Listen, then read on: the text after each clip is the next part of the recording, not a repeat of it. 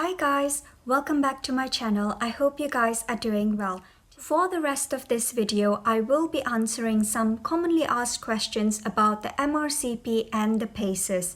The first question, what textbook did you use for the MRCP Part 1? I honestly didn't use any textbook for Part 1. I only used the question banks.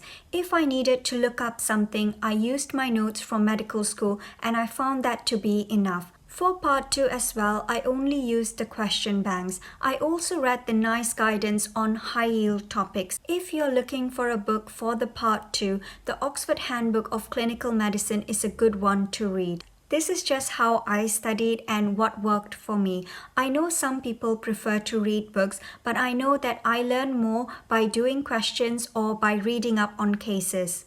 The next question. I cleared MRCP Part 1, but unfortunately I failed MRCP Part 2. Do I have to rewrite the Part 1 exam again? No, you don't. You just have to resit the Part 2.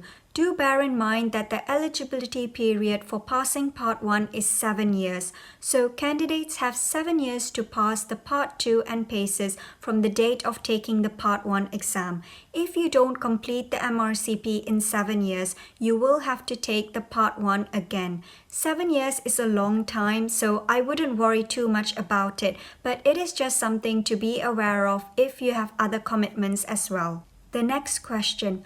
How many question banks should I buy? 1 or 2? And which one is the best in your opinion? I used 2 question banks, but technically 1 should be enough. It all depends on how much time you have. If you have time, you can consider doing more question banks. In my opinion, the best one is PASS-TEST. It is probably the most expensive one out there, but the questions are good and very similar to the actual MRCP questions. Do look out for the sales and coupon codes. Sometimes you can get a good discount on the question banks. I know PASS-TEST recently did a Black Friday sale for this year. The next question. With regards to the 1 year of clinical experience prior to the MRCP Part 1, is it necessary that it should be from the UK? No, it can be from any other country. For those of you guys who don't know, to sit for the MRCP Part 1, you need to have at least 1 year of clinical experience. So the earliest you can sit for the Part 1 is 1 year after completing medical school. The next question, will it be helpful if I use the printed copy of the PASS-TEST book instead of the online question banks? I would highly suggest using the online question banks. There is nothing wrong about using the printed books, and I know that books can be free if you borrow it from the library, but most books only have a few hundred questions. The question banks, on the other hand, have more than 2,000 questions, and they are updated regularly in line with the new clinical guidance or changes in practice.